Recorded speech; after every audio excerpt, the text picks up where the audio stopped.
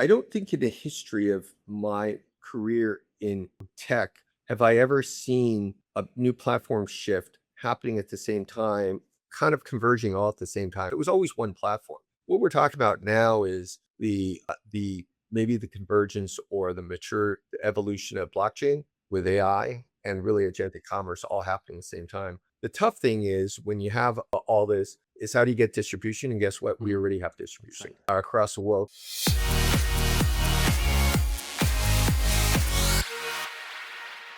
Welcome, everybody, to the Converge podcast at the Defiant. Here we discuss the latest in tokenization, real world assets, stablecoins, and institutional developments. And I'm really glad to be here with Anthony Soohoo. He's the chairman and CEO of MoneyGram. And it's a pleasure to have you here on the show, Anthony. Welcome. Yeah, great to be here. Thank you. Nice. Well, MoneyGram is one of those companies that really doesn't need an introduction. I think it's a household name everywhere in the planet. If I'm not mistaken, it's about like 60 million users globally, 500,000 locations worldwide in practically every place that you can think of, countries and other types of jurisdictions included. So it's a company that matters globally, and also a company that has been in the digital asset space for quite some time as well. And for those who might not be familiar with the journey, MoneyGram, if I'm not mistaken, was the first, if not one of the first companies in the remittances space that allowed people to off-ramp their digital assets into cash globally. I recall that being taking place around 2022 or so, with self-custody wallets on Stellar and people being able to cash out from their crypto. This year, we have seen more news coming out from MoneyGram, with first the integration with Kraken to help people cash out from crypto. Then we had a MoneyGram becoming a validator on the Tempo blockchain. And now we have the announcement of its own proprietary stablecoin, MGUSD. So it's been quite a busy journey, but it seems to be accelerating. So my first question, Anthony, would be why put so much effort into digital assets and why now? Yeah, thank you. I think that's good context. Maybe what I would say is that I've been at the company for a little over 18 months, and the company's going through a massive, what we call refounding. And the way to kind of think about a refounding is we believe that as part of our transformation, we want every one of our employees to refound the company with us. You hear typically you want employees to think like Right. owners. Well, we want our employees and our teams to think like founders,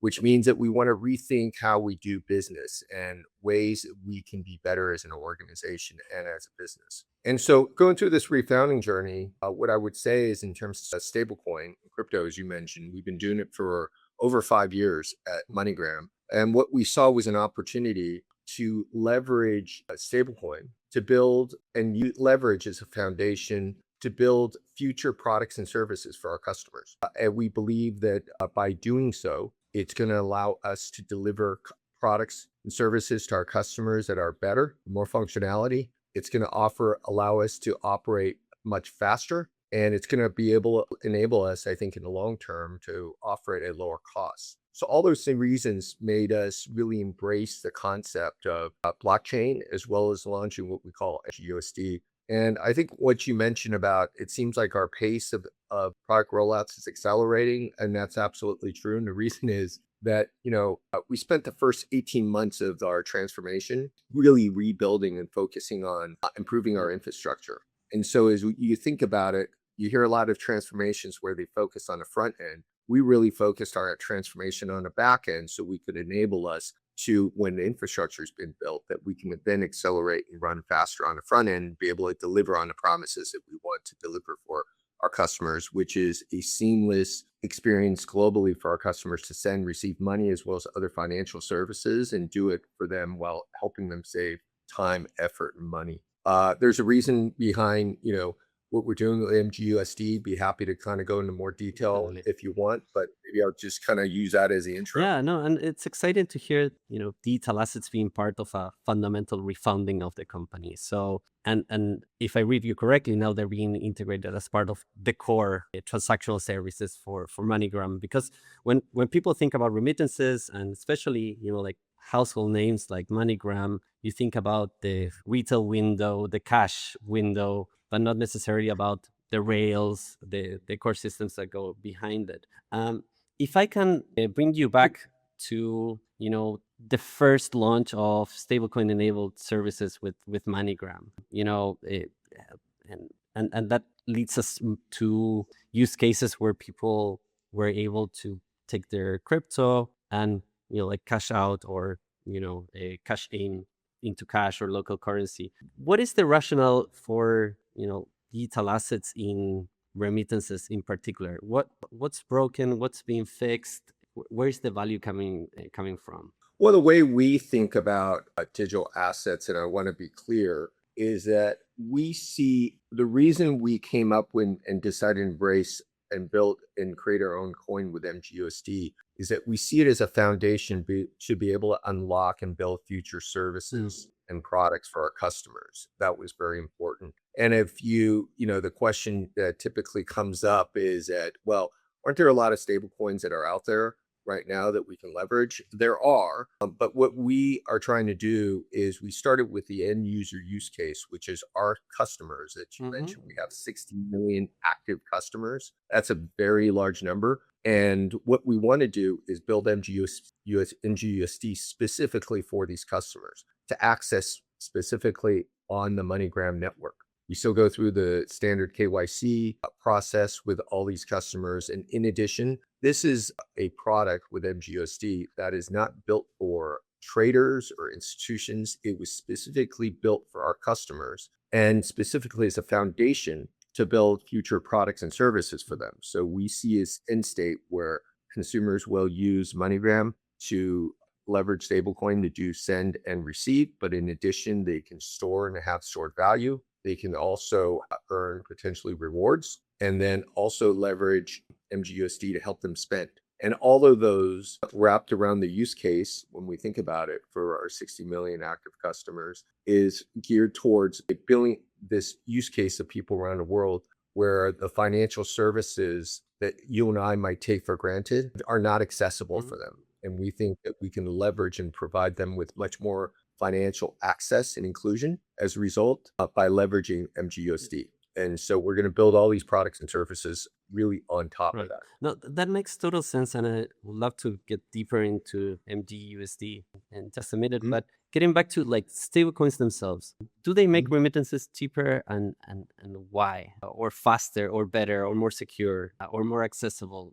Because you read the headlines, 10% of the like US-Mexico corridor currently is settled in stablecoins, either directly from stablecoins, but the majority of that through like the stablecoin standards model. And one of the typical questions that you might get is what is with stablecoins that makes them like worth using? If I were to think of myself as MoneyGram, like a huge organization with very liquid flows across multiple corridors, I would assume I would be able to get very attractive FX rates from like trading desks. I would be able to use fast like rails for traditional settlement, like Swift GPI or whatnot. So is there actually a benefit there, and what is it? Yeah, I mean, let's take a step back. What I would say is that there's a few big benefits of leveraging stablecoin. I think one is that the real-time settlement nature of stablecoin. So a promise in terms of we can settle 24/7, including weekends, which is not always the case when you actually have to go through more traditional financial rails. That's kind of number two is I would say because we can be more efficient with our cash. And what I mean by cash is really our inventory at any point in time. We have billions of dollars that are floating around the world at MoneyGram through our network. And when you think about that cash or those funds as our inventory, the opportunity in terms of settling in real time allows us to turn that inventory much more frequently.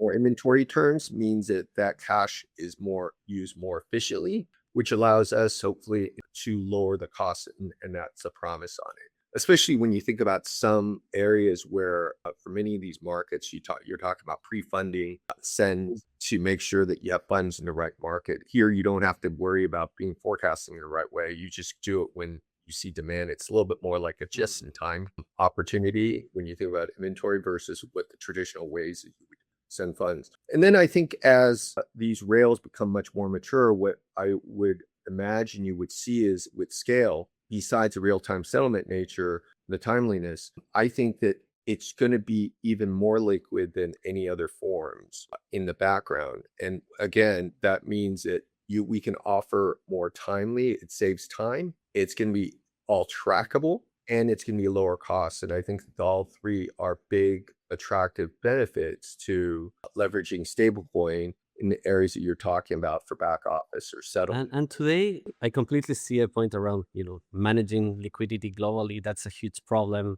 You have those exposure to shocks, during weekends and other moments where you probably don't want to provision so much capital into a given corridor. But that also, on the other, like on the final cash leg, if you want, you depend on there being deep enough liquidity against the currency pairs that you operate.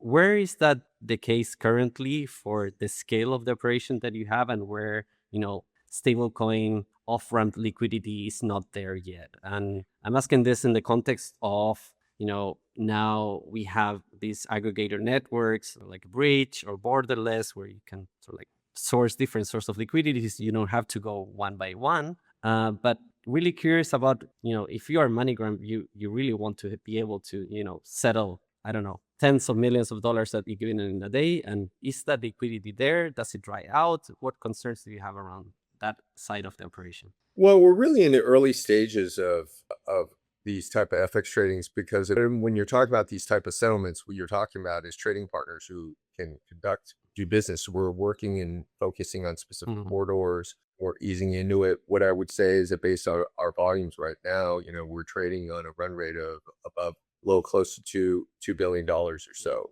right now. And we've just started doing this earlier this year. It's a little early to tell, how high it will get up to. But what I can tell you is that we've been happy with it. What we want to do is bring more and more trading partners. And our goal would be to move as much of this onto stablecoin for trading, running our back office, because we just think it's good for our business. Yeah, that makes total sense. And it's also one of the things that the ecosystem has been waiting for, because if you have, in a way, through remittances companies, you have retail liquidity that sort of like seeds these corridors. And I think it can become like a building block for other use cases. Right now in emerging markets, some of the companies I work for, they're seeing now that once the path has been settled by retail users, now you're able to get, wholesale and banking clients operating on crypto rails. And I see the point of, this is what crypto has been waiting for in terms of having, like actual use cases that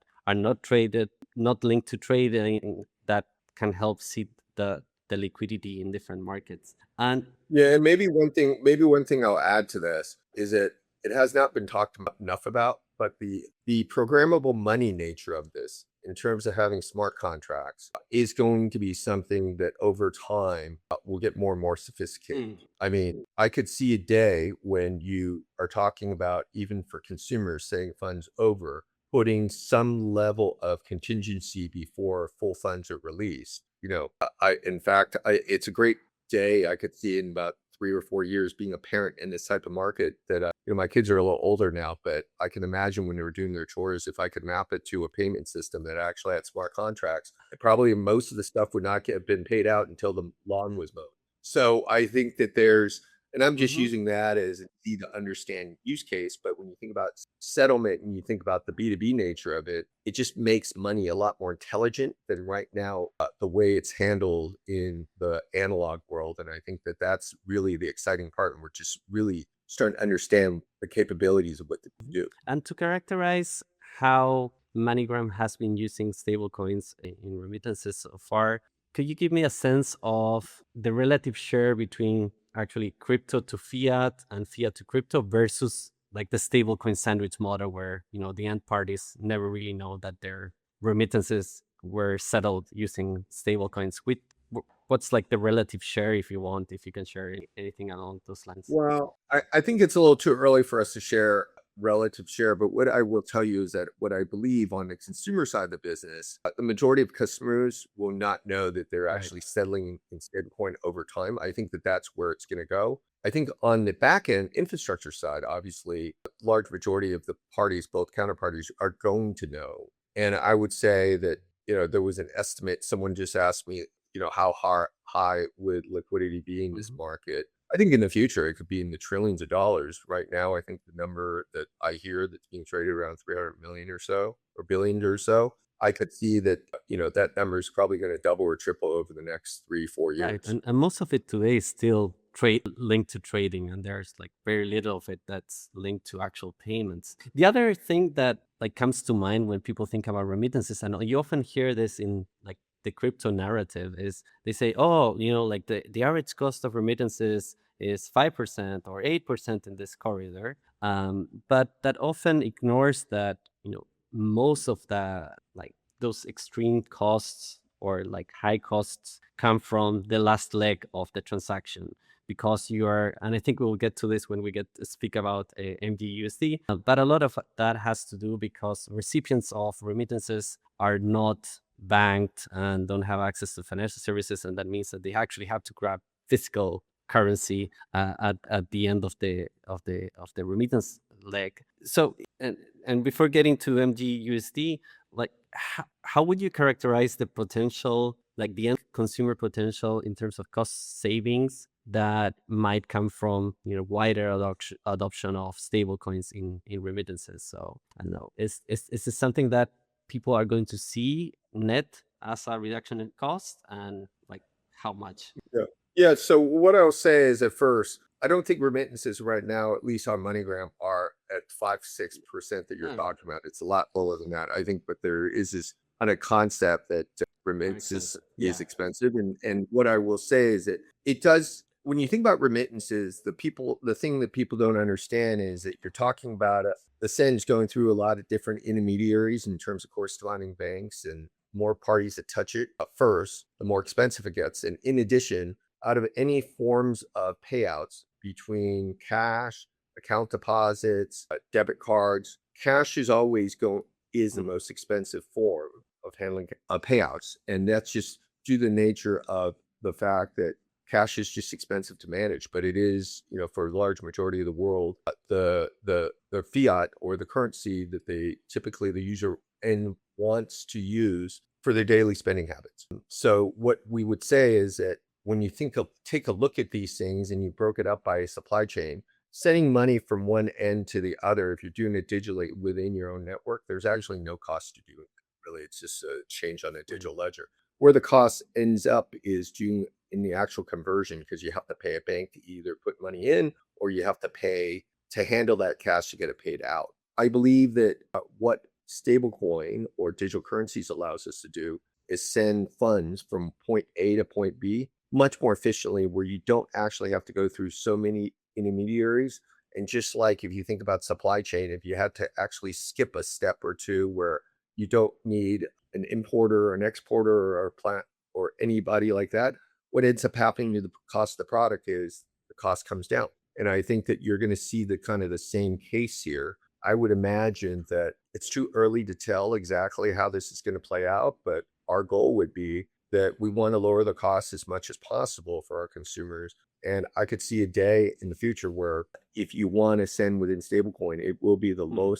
most cost-effective way of sending funds. And then the consumer can make the choice how they want to make that conversion back into fiat, their local Mm. fiat. And they get, and between the three, cash is, I believe, will always be probably the most expensive, just because the cost of handling cash, from security, armored cars, to actually counting Right. the cash, is actually just a very expensive endeavor. And I think people kind of forget about that it's a lot of manual work to manage Right, right. cash. And every shop owner would know about the cost of handling cash, and a lot of the value proposition often from being an agent of a money remittances network is that you get something to do with your excess cash as well. So Yeah, and sorry to yeah, interrupt you here, but what's fascinating about that is it's absolutely true. And consumers in every market eventually do want to convert their funds into cash. Like as you mentioned, we had a recent partnership with Kraken, and they are probably the most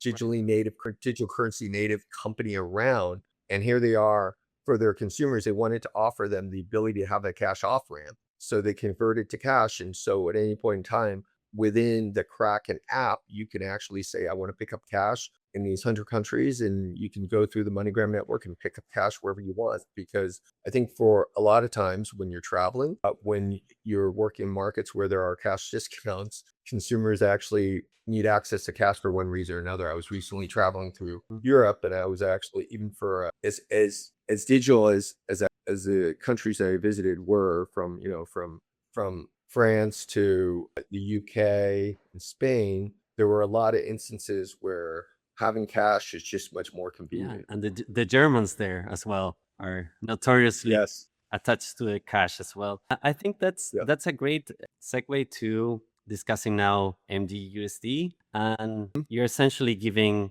native dollar accounts to millions of people. Can you tell me a bit more about the rationale? Everybody's issuing their own stablecoin. We have been covering so many stories around, so many fintechs, technology companies, payments companies getting into the stablecoin issuance. It's being facilitated by issuers like Bridge. But can you tell me about like the rationale and the value proposition that you want to deliver with MGUSD? Yeah, so MGUSD was a stablecoin that we announced about 2 weeks ago. It's a native US dollar stablecoin, and specifically, it sits and lives in the MoneyGram network. Maybe the one thing that's different about this stablecoin versus some of the other announcements out there is we created the coin specifically for our network and our customers. We don't plan to take it outside our network. It is strictly used as a foundation for us to build products and services on top of this for our customers. So kind of wanted to make sure that in terms of when we think about use case, we are thinking about it for the traditional either remittance customers or customers that travel that access MoneyGram. Now, why would we do it? It's the same reason, maybe I would say, is that when you think about any technology decision or any of these platform decisions, why do you want to go vertical and own that stack? It gives us a lot more control over the currency or the stablecoin that we're managing. It allows us to reap, I think, more economics that we can then lower the cost for our consumers. And we're going to have much more control in terms of the products and services that we can build because it is a stablecoin that's owned and managed by us. And the best analogy for it is when you think about the iPhone, Apple's made more and more of a headway of going vertical, being vertically integrated. And there was a reason why they created their own processors for their own phones. It's because what they find is if they can build a chip, their CPU that's specifically centered around the use cases of the iPhone, they can create much more, I would say, customization specifically for the use cases that they're trying to build for them, versus if they actually were outsourcing and buying a chip from the outside, they would have to convince that other partner for their use case, and that other partner typically would try to build things that are a little bit more, I would say, horizontally built. And we wanted a specific use case because when we think about a stablecoin, we see it as a platform to build new products and services. So just like in this case of having a microprocessor developed for this phone, if you're Apple, we see MGUSD as our foundational, we call it our own microprocessor, our own ASIC chip specifically for our use case. And as you were going through the analogy, you can also think about it if you want Apple with stablecoin issuer yield being the equivalent of the App Store fees, if you want, from the monetization side of things. But wanted to ask you about, there's of benefits. It's your own stablecoin. You can sort of like tailor it to your use case. You also get the yield. That sounds great. But there's also some drawbacks, and I'm trying to understand from the distributor perspective, which in this case is it's MoneyGram.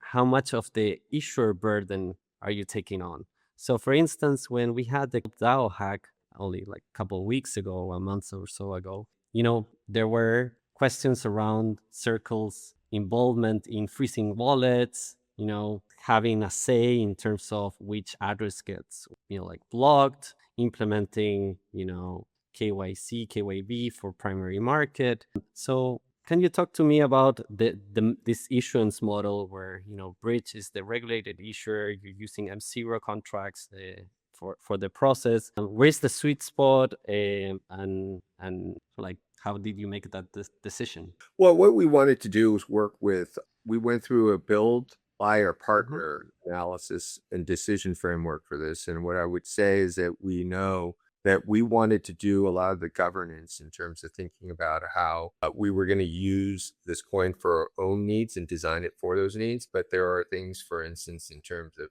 issuance and the management of it, we think that there's great solutions out in the marketplace right now with what Bridge is doing. We knew that we wanted to leverage M0's smart contract infrastructure for in terms of managing the flows. And then, we built it on top of the Stellar network, also in partnership with one company we haven't mentioned is Fireblocks, leveraging them to help us manage really the treasury aspects of it. Now, how we came to those decisions was the fact that I think there's different use case of having different partners do different things that are the best nature of developing the best experience back for our customers. And that's kind of why we chose those partners the way we did intentionally. In terms of how they're all orchestrated, obviously Bridge plays a very important part.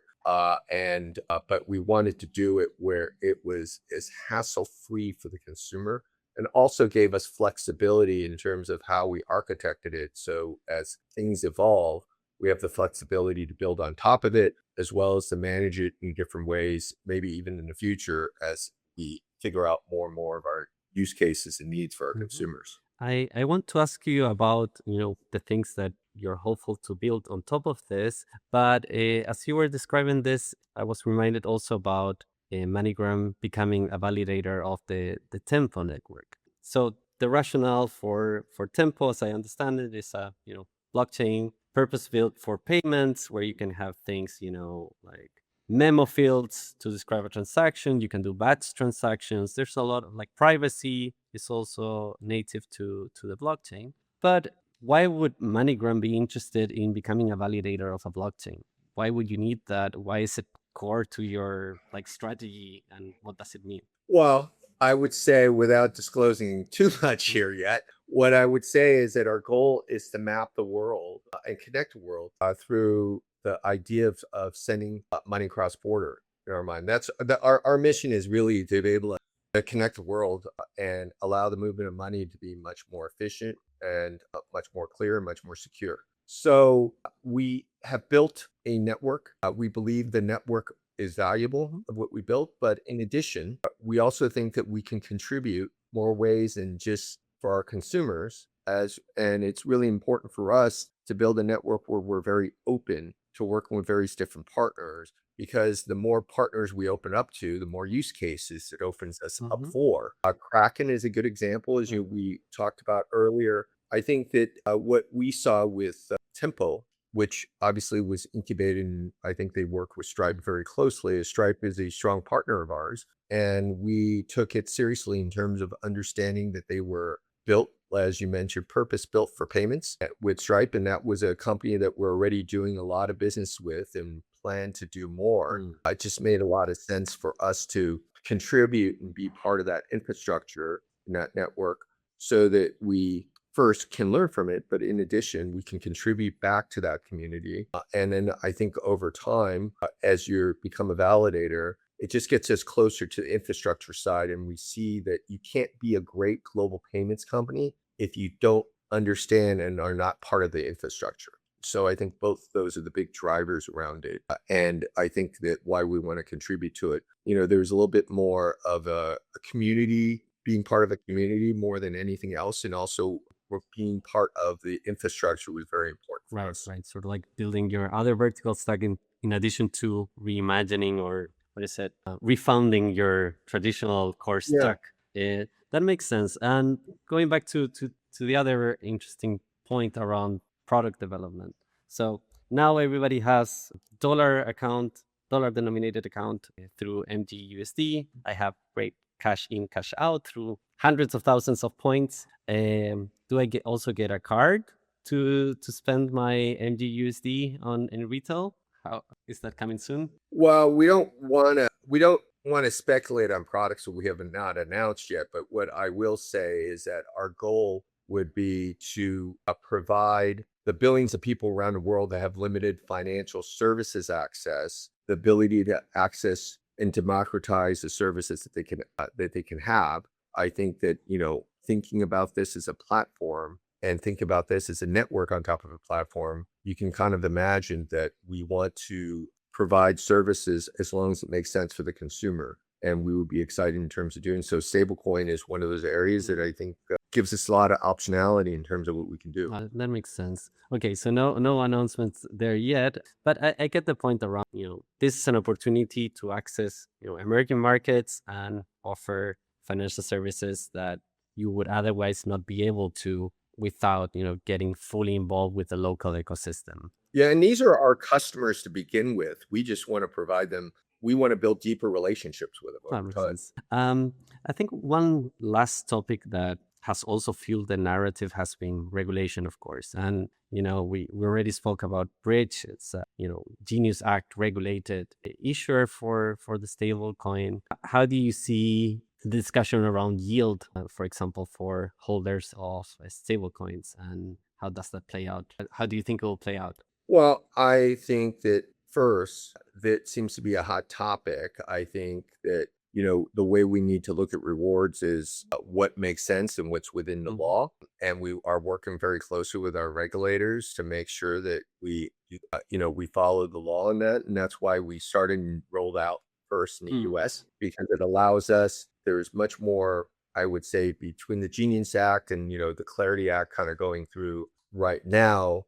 We just have a little bit more framework and guidance and guardrails about how we can operate, which will allow us to operate faster. But our goal would be to work with all of our regulators and governments around the world to see, how they view it. I think that there will be certain flavors of what we can do and what we can't do around the world. I think in some areas, I think that, rewards are going to be one area that will be a big selling point, and others maybe not. But what we do believe is that we'll be able to successfully navigate all of these structures and frameworks, because we've been doing it for 200 countries, 20,000 corridors across our 500,000 retail locations and billions of endpoints around the world for 80 plus years, and we'll continue doing that. I think that it remains to be seen, but I think that, local governments or each government jurisdiction will want their customers to probably earned and have as much savings in their pockets as possible. So we're hopeful that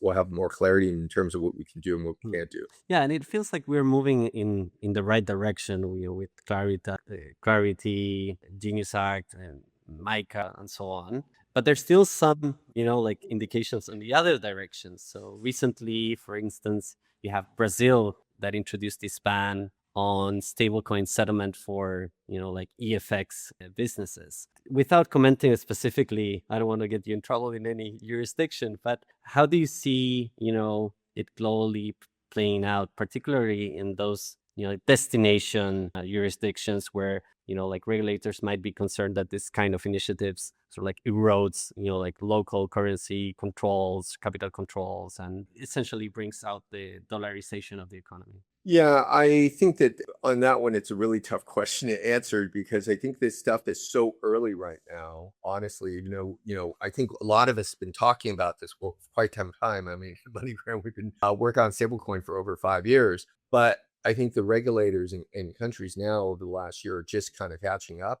This feels actually like maybe how people talked about Gen AI back in 2022, honestly. And then it wasn't, maybe early 2022 before ChatGPT 3 came out. But I would say that this stuff will sort itself out, and we're confident however way the governments want us to work, and we're providing our input where we can. We're going to operate within the law and frameworks that we're given, and we'll make sure that what we want to do is based on that framework that we're given in the clarity. We will try to maximize the value we can provide to every customer around the world. And they will probably be different, just like any other services that we offer are different depending on the country that we operate. Do you think local currency stablecoins are a part of that? Because everybody's trying to make them work. and it's also a good way to avoid, traditional bank FX rails. Do you see that as part of the how the ecosystem will shape out? Do you see yourself sort of like operating liquidity against local,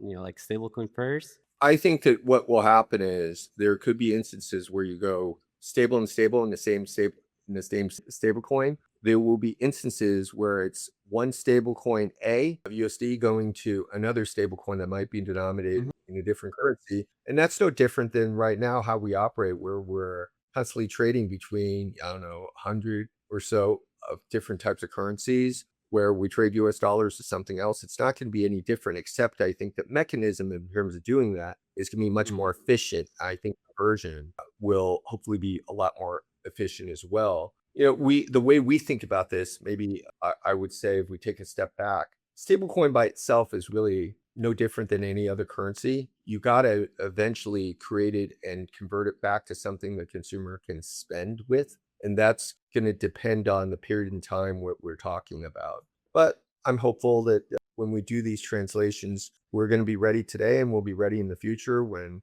things evolve, because all of it, what we're talking about, is just a trading and conversion of different currency pairs. And that's a sweet spot for us because we've been doing it forever. Fascinating. And it's sad that we are running out of time for today, but before we wrap up, I wanted to give you a chance of, you already alluded to sort of like that ChatGPT moment for the industry. What are you excited about? What's on your like mind thinking about, like 2 years from today, or 6 months, depending on how aggressive you are? What do you want to look back and see happening? Well, I would say that I don't think in the history of my career in tech have I ever seen a new platform shift happening at the same time, kind of converging all at the same time, happening together. I remember the PC era. I remember when the internet took off. I remember when mobile was taking off. It was always one platform. What we're talking about now is the maybe the convergence or the mature evolution of blockchain with AI and really agentic commerce all happening at the same time. And it's what I would say is, when I look at it, it's a great time to refound a company and think through transformation, because the possibilities are so much broader and the impact for consumers is so much more impactful. So I could see, as we're going through this, that our services will only get better as a result because of AI and blockchain, and they will only be much more cost effective for the consumer, and we're going to be able to provide more functionality. The tough thing is, when you have all this, is how do you get distribution? And guess what? We already have distribution across the world. So we're going to lean into that. We're going to lean into the fact that we have a lot of trust with consumers because of the fact that we've operated in these markets with them for decades. And our MoneyGram brand stands for trust. And I think that that's something that's going to be even more important as new services come on board. And we're excited about what we can do. I would say that it's still very early days and we're just getting started, but maybe the right word to say here is stay tuned, because I do think that, people will think about MoneyGram in a much more broader sense because of our ambitions long-term of how we can actually help people around the world with financial inclusion and access. That's fantastic. Okay, I'll add myself to that invitation to stay tuned. And I really want to thank you for chatting with us today. Exciting times, and best of luck with the launch of MGUSD, and hopeful to stay in touch for conversations around agentic coming soon. So, all right. Well, thank you so much, Anthony. Great having you today. Thank you. It's been a lot of fun. Great to be here.